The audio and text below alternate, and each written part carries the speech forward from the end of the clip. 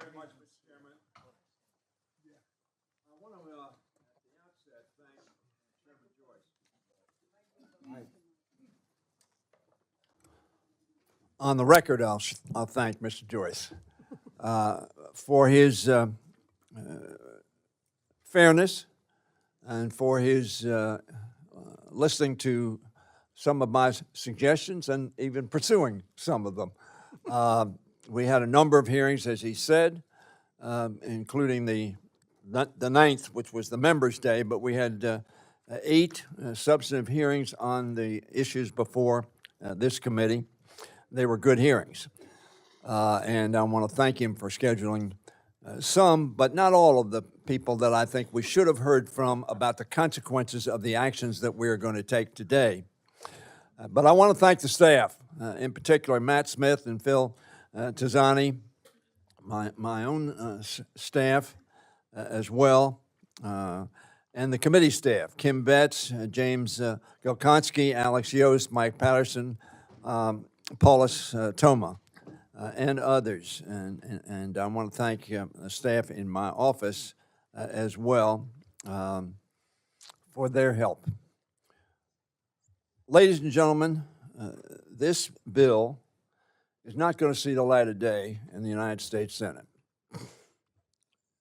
Mr. Chairman the chairman of the big committee, full chairman, has observed that this was a start.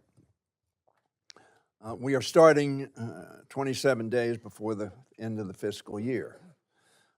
That's not a good start. In part, we're not starting because, as the chairman told us, we were unable, and subcommittee chairmen have told me, we were unable to get information from OMB. Contrary to the law and contrary to past practice. But I want to thank Chairman Joyce and all the staff that I have mentioned. Quinn Hirsch on my staff has been terrific. I know they share many of my frustrations about the sorry state of our appropriations process. They did their best to make the most of our subcommittee's meager allocation.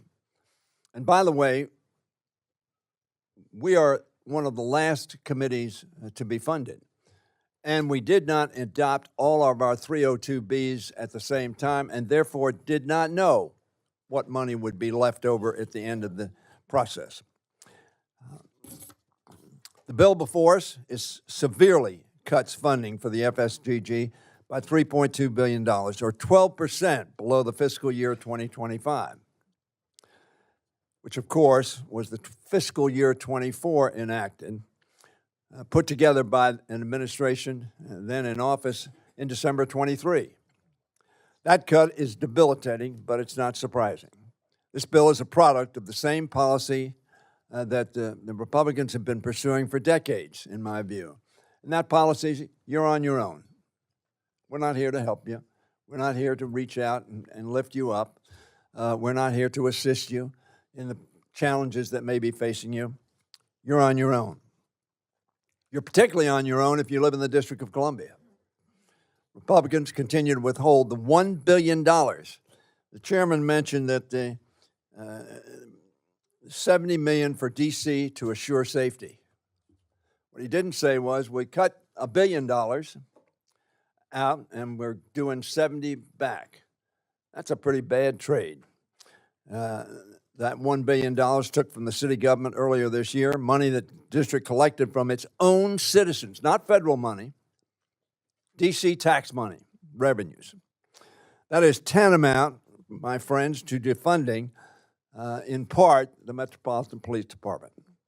Republicans also slipped poison pills into this bill that make it harder for D.C. to enforce traffic laws, that make it easier to carry concealed weapons in the district and on the metro. Everyone in this room wants to make the nation's capital safe and safer. That is happening, by the way, if you look at the statistics, very substantially down from recent years. What Trump is doing in the district is not about safety, however. It's a show of force against his political opponents and a loyalty test for his coalition. We don't need mass federal agents from a dozen different agencies swarming the streets without a coherent strategy. We don't need to take thousands of National Guardsmen away from their families to patrol the district. There was no emergency. Are there crimes? Yes. Should we do everything we can to eliminate crime, period? Yes. But it is a bad policy to start using our armed forces to accomplish that objective. And defunding the Metropolitan Police was not a way to get to our objective. We could have used them on January 6th, by the way, our National Guard, to stop Trump's insurrectionists from maiming our Capitol Police. But Trump told us for hours, members of the Congress of the United States, the institution of the Constitution, you're on your own. Even as Speaker McCarthy implored him to stop the mob, no National Guard were called out immediately. Later, he told the insurrectionists, the criminals, those who pled guilty to crimes, you're pardoned. Is that tough on crime? The consequences of this administration's actions and this bill extend far beyond D.C. The bill's major offense is to undermine the goal of reducing our deficit. We all ought to condemn this $2.79 billion or 23% cut below the 25 level of the Internal Revenue Service. The agencies whose work makes all the other activities of our government possible.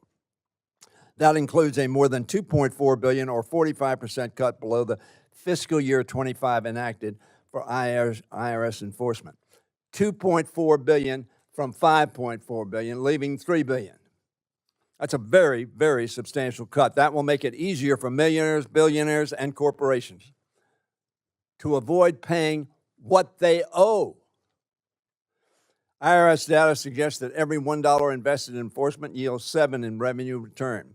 Crucially, research from Harvard and the Treasury Department itself found that when targeted at the top 10% of earners, $1 invested in IRS enforcement yields $12 in revenue. So this $2.4 billion cut results in $29 billion in lost revenue this year. Is that fiscally responsible? Hardworking Americans who dutifully pay their taxes each year will have to pick up the tab for the hundreds of billions of dollars in lost revenue from this bill over the years. Those same folks will also have harder time filing their taxes because of this legislation cuts to IRS customer service. The president asked for $853 million more than this bill appropriates for IRS services. No phones are going to be answered. No people are going to be at the offices to help people as they come in. And, of course, direct file has been eliminated as well. This bill reduces funding for the Financial Crimes Enforcement Network, the Office of Terrorism and Financial Intelligence, and other agencies tasked with going after criminals and keeping the Americans safe. Maybe the National Guard will do it. Under this administration, you're certainly on your own if you're a federal worker.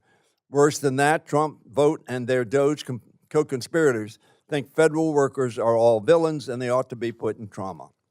Sadly, Mr. Chairman, this legislation maintains the pay freeze the Trump administration imposed. They've now come back with 1%. I'll be offering an amendment later.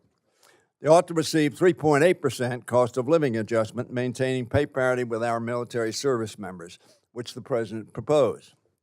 Even the agencies that were left largely intact, thanks to the efforts of Chairman Joyce, and I thank him for that, still aren't safe, not when this administration is willing to impound, rescind, and redirect funding directed by the Congress and signed into law by the president. I will say once again, Mr. Vote and this administration believe that what we do here today and what the Senate does and we pass and the president signs is a suggestion, not a law. It won't matter how much we give the agencies if Russell Vote illegally withholds, impounds, and redirects that funding as he sees fit. Back in July, Vote said the appropriations process has to be less bipartisan. As it is less bipartisan, it becomes less passable, and there's more likelihood we'll do some sort of omnibus or maybe even next year some CR. Frankly, it doesn't sound like the he wants an appropriation process to exist at all.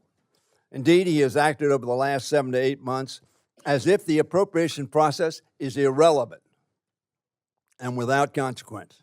That's something we all ought to stand against in support of this institution and this committee.